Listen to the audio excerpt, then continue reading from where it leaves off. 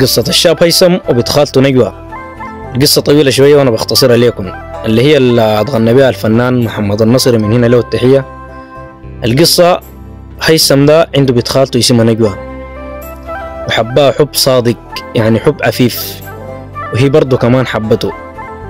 يعني قال لك من شدة ما حبته يوم اللي ما تشوفه فيه ده بتكون كئيبة، يعني بلهجتنا الدارجية بتكون زهجانة وقافلة معاها.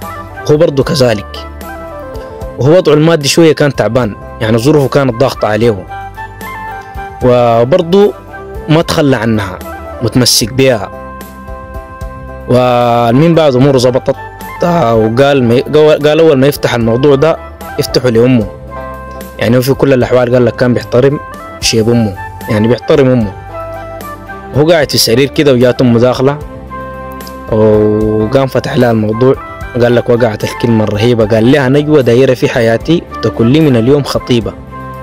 قال لك أمه دموعها نزلت، قالت له من زمان خايفاه وقلبك ريدة البيت يبتليبة.